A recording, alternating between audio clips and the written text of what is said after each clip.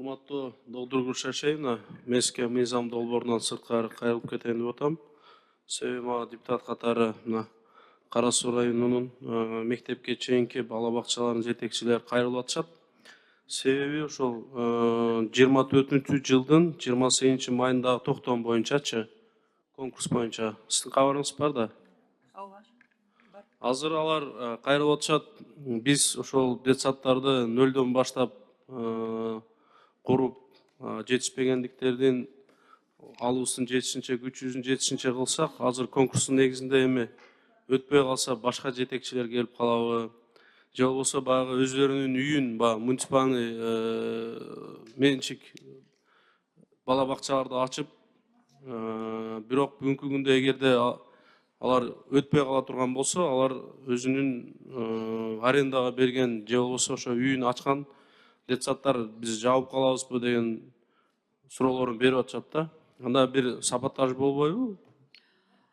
Бүгүнкү күндө ал токтомдо бүткүл Кыргызстандагы билим берүү мекемелеринин жетекчилери 5 жылдык ротация киргизүү, өздөрүн кайрадан аттестациядан өткөрүү үчүн конкурстук негизде кабыл алган, эки максатта көздөгөн.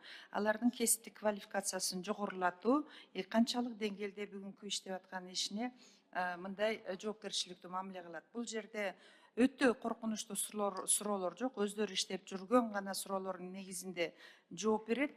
Өтсө ал иштей берет, өтпөсө анда дагы бала бакчада штаттар бар, анда иштей берет. Мен ойлойм, кеп эле баардыгына биз кресло таап бере албайбыз, креслонун деле жетпейт. Бирок ошол эле учурда жеке менчик бала бакчаны өнүктүрүү үчүн мамлекеттин туруктуу саясаты бар, кредиттик системада иштей баштады. Азыр ошол жеке менчик бала бакчаларды уюштурууда да мамлекет тарабынан толук преференциялар каралган, налогтук жеңилдик, лицензия дээрлик жок, налогтук каникулдар толугу менен мүмкүнчүлүктөр бар. Азыр ал боюнча дагы бизде туруктуу иштер жүрүп жатат. Көпчүлүгү өтөт, только даярданыш керек. Бул кайрадан тесттердин баарынын варианттарынын баары ачык жарыяланып турат. Ал роботтук система менен кабыл алынат, эч ким кийлигише да албайт.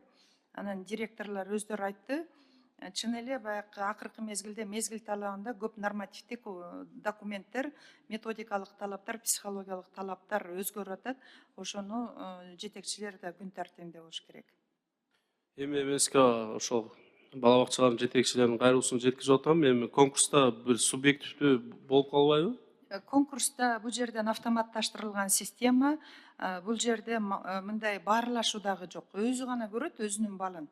Бул жерде өзүнүн укуктук нормативдик актылар, ошол эле учурда психологиялык, методикалык, педагогикалык тестилер бар өзүнүн тармагы боюнча и бала бакчаны башкаруу. Бул маселе дагы сиздерден, депутаттардан өтө катуу көп кайрылуу келип түшкөн, анткени 20-30 жыл директор болуп иштегендер бар, 10-15 жыл болуп иштегендер бар.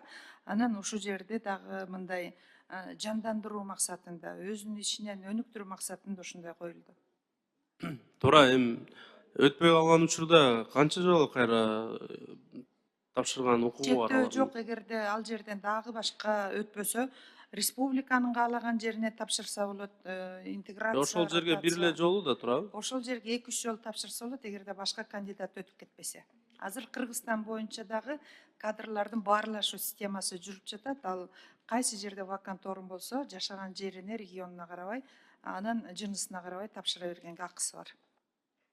Сиз мени туура эмес түшүнүп калдыңыз окшойт. Мен өзү иштеген жерге бир нече жолу тапшырса болот. Бирок ал жерге башка жерден келип бирөө өтүп кетсе, биз эчтеке кыла албайбыз. Токтом долбоорунда бирөө жок экен алчы. Жобосунда бар.